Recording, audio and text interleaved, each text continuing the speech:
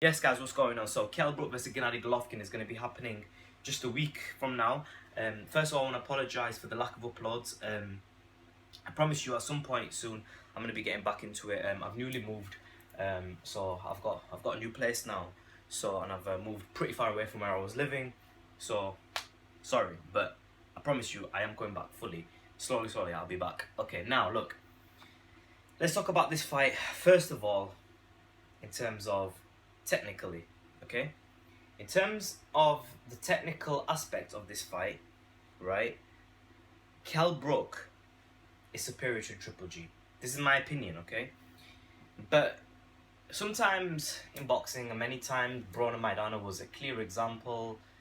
I mean, so many fights recently you can see, Khan and Canelo, right? Where sometimes trumps skill, okay? One fight could be more skilled, but all it takes in boxing is one bang, and that's it, fight's over. With Kell Brook, he's got so many tools at his disposal. With Kell Brook, he has a very wide array of missiles, okay? You want to call them missiles. Kell Brook, right, he can throw punches from angles. Kell Brook can throw really good punches off a catch. What do I mean by that? He catches down here, he catches up here, and he'll counter punch you. Catch it here, counter punch you up. If you try to throw a jab, right, he can catch it, shoot it, right. He can step around you, all right, and throw a check hook. His offense is, he doesn't just throw one punch. He doesn't just pot shot. He throws combination. He can sometimes be fighting with you up here, and he'll throw like a bang double jab, right hand, okay, or sometimes he can lean back and bang catch you there. And Kell Brook has a really good fluid motion, a really fluid old school fighting style, okay. Triple G, on the other hand, is actually very different to Kell Brook. His punches are not necessarily old school. Gennady Golovkin is actually more the new school, I'd say.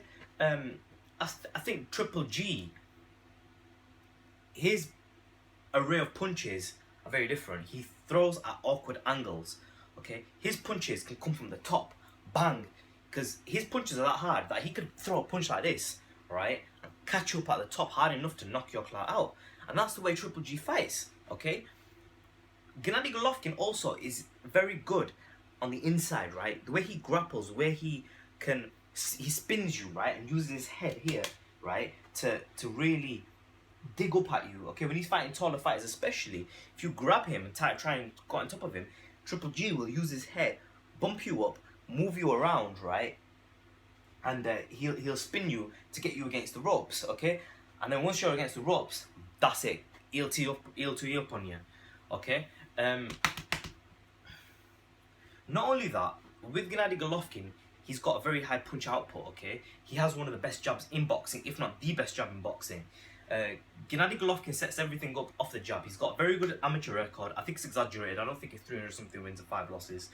I think on the other side of the world, right, especially amateur boxing records are manipulated, and we don't really know what Triple G's record is. That's the bottom line, but we know he is a very good amateur, okay?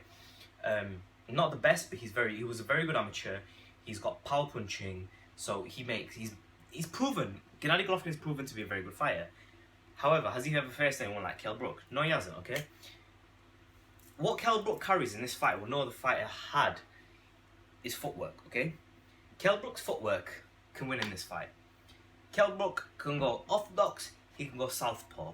And I think if you have the ability to fight just as good southpaw as you do orthodox, you're a very dangerous fighter. You're fluid. Tyson Fury proved against Klitschko, right? You're never off balance. If you miss a punch here, right, so say you load up and you're going after your opponent, you load up and you throw that right hook, right, and your right foot comes forward, you hear, straight away, bang, you're blocking here, right? Kell Brook can do this, right? Now, the thing is, right, Klitschko, when he faced Fury, right, did not expect Fury to have the good defense that Fury had from a southpaw stance. So when Tyson Fury is fighting here, this obviously is natural orthodox stance. He can block, he can do whatever. But then when you've got defense from a southpaw stance as well, that means you're very, very dangerous. And Kell Brook can fight in the southpaw stance. And he could defend off the southpaw stance. He could do all sorts from the southpaw stance. He could fully fight as a southpaw. He can jab you from here. He's got all his punches sorted from. He can fight both ways very easily. And people think, what's the point in that? The point is that in boxing, you're never ever gonna be always in one stance. When you're chasing your opponent, when you're moving forward, you're moving back. When your opponent goes this way, angles. And boxing's all angles because you're in a ring, right? The squared circle, right? And your opponent's you're moving this way. You've got lateral movement going on. You're trying to fight. Your opponent will not go straight back and forth. Your opponent's gonna sometimes be here. He's gonna switch here, right? And then you're gonna sometimes be in the ropes. He's gonna go this way. And so when you're trying to constantly find your opponent, right? If your opponent goes from here to here, right, and he jumps and he goes around that way, right, he's there, bang! If you're already in your stance to catch him this way, okay? And Gennady Golovkin can't do this. Gennady Golovkin doesn't really utilize that. But does that mean to say that Gennady Golovkin isn't a very efficient, really good fighter, and that that there hasn't been loads of fighters who fight in the switchy style, right? No, obviously, look, there's been plenty of fighters, right, who don't fight in the switch style, who are very good. But in my opinion, I think if you can fighting both with both feet, right, like both stances, southpaw and orthodox, it makes you very dangerous. But the thing is this, right? Can Kell Brook, right, weight-wise, take what Gennady Golovkin's gonna bring? Now, it's not so much weight; it's more about strength, okay? And Kell Brook has built up all his power here, arms solid, chest out, traps. Big lad, okay? Kell Brook's chunky now, he's big, he's got huge legs, huge glutes, he's big. But he's left the main part, in my opinion, open, susceptible, which is this. Kell Brook's core here is very, very slim, okay? His core comes up to about here, okay? All his muscle is here, around him, here, legs, glutes maximized. And what does Gennady Golovkin do? Very, very good. Triple G bangs to the body better than anyone. But the thing is this, Kell Brook, unlike many other fighters, doesn't get caught by many body shots. Kell Brook, when he fights, right, is very compact, okay? He's a small target, right? He usually fight. He fights like this sometimes, right? But what he'll do is he'll sometimes fight with his right hand close to his chin. He'll cover up, right? And he actually uses the old Philly shell style in his own way. He could do it in both ways. He could do it southpaw, he could do it orthodox, okay? And I think Kell Brook, right, has a hell of a chance in this fight. And you know what? I'm going to go as far as saying I think Kell Brook's going to beat Gennady Golovkin. I think that Triple G, the way, could be an issue, okay?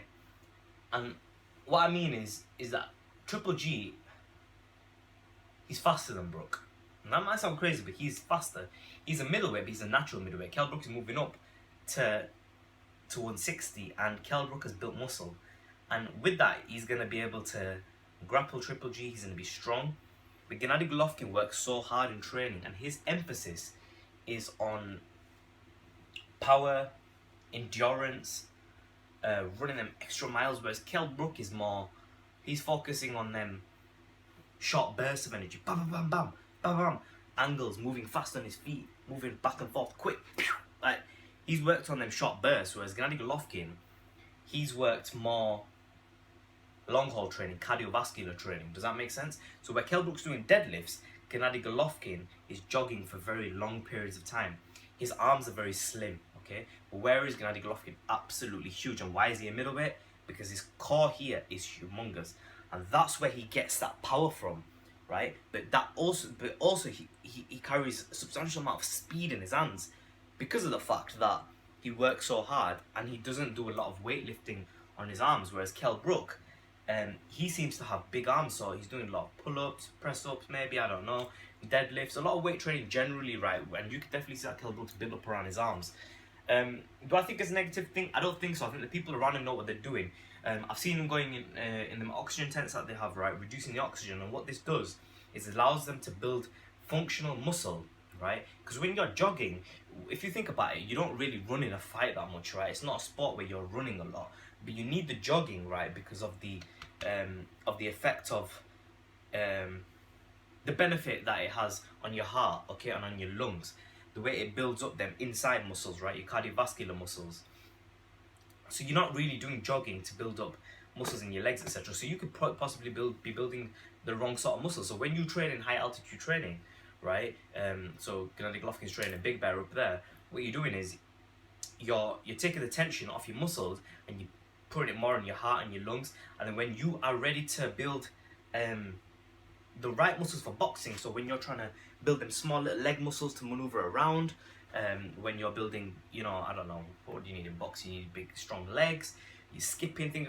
These are the type of muscles, right, where that's the type of muscle workout you want to do. You don't really want to be doing loads of jogging to build your muscles. Does that make sense? Okay, it's a bit of a difficult concept to explain, but Kell Brook's doing it right in that sense. I think that the muscle he's built, I don't think it's that bad. I think, I'm not going to go too much into it, but I think that certain fighters moving a weight division build muscle in the wrong way, and that's what causes them issues, okay? Kell Brook's not doing that. I'm happy with what I'm seeing with Kell Brook training wise. I think he's doing, not perfect, but I think he's doing it good enough, okay? I think he's doing it pretty good. But you see, like, when he moves up to 160, can he go 12 rounds with that added muscle, which is going to require more oxygen, and last against Triple G, who's going to be fast, who's going to be constantly in Kell Brook's face, who's going to want to make it a very high output fight? I think that Sean Porter tried that, okay, against Kell Brook, and Kell Brook lasted against Sean Porter. Now, given Gennady Golovkin, he hits a lot harder than Porter, but the thing is this, Sean Porter didn't land on Kell Brook clean from what I saw. From round 1 to 12, I never saw Sean Porter land a flush, loaded shot against Kell Brook. So, okay, Gennady Golovkin is a different animal, but what's the guarantee that Gennady Golovkin is going to land flush on Kell Brook and finish the job and land on him 4 or 5 times, Kell Brook gets up and be able to stop him? It's a possibility, but if Kell Brook's constantly blocking the body shots, he's a moving target, he's fluid, he's got the punch output to catch Triple G, who does not move his damn head, right? He catches so many punches on the face, right? Triple G does not move his head. What's there to say that Kell Brook cannot outpoint Triple G? I mean, why not? I don't see why it's impossible. I think he can outpoint him. I think it's going to be hard because, and I think that if he does get knocked out, it's going to be late. I don't think Kell Brook's just going to get rushed. Kell Brook is huge. Kell Brook's fought at 152 against Carson Jones, right? That's where he was comfortable, okay? So really, and that was a while back. So really, right now, Kell Brook is optimal. If he could choose the weight that he wants to fight at, it would be 154. But the thing is, he's built his credentials in the 147-pound division. So it's like, why would Kell Brook want to fight at 154 when the big names are money fights, Amir Khan, everything's been at 147 for him? So he's stuck at 147. But really, he's a 154-pound fighter, Kell Brook. That's his optimal weight. So really, he's added a bit of muscle. He's making a move up from 154, what his natural weight is, right, where he should be fighting optimally in today's era. Because you've got to remember, every single 154 fighter today, they vary. Some of them are actually 170 fighters, 160 fighters. Some of them are 156 pound on fight night. Kell Brook wouldn't even be 154 pounds on fight night. He comes in probably about 170 himself. I don't know what he comes in at. But this is the thing. It's not a huge thing for Kell Brook, this weight thing. It's more about the power, and Gennady Golovkin, he's got punch output.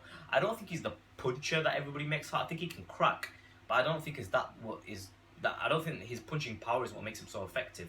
I think it's how he lands his punches, when he lands his punches, and how he breaks you down, and the hard work he puts in. I think that's what really makes Gennady Golovkin effective. But I think Kell Brook can do the job because I think it's his. I mean, for me, I see Kell Brook, right, and I see a very special fighter now. I don't think he was once upon a time, and I think what annoyed me most about Kell Brook, and it always has annoyed me, is the fact that he never faced anybody. There was too much ducking going on, too much politics, and I wasn't happy with it. But personally, I think this is a good fight for Kell Brook, and I think it's winnable. Whether it will or not, let's see. Comment section below, subscribe as always, and a bit, guys.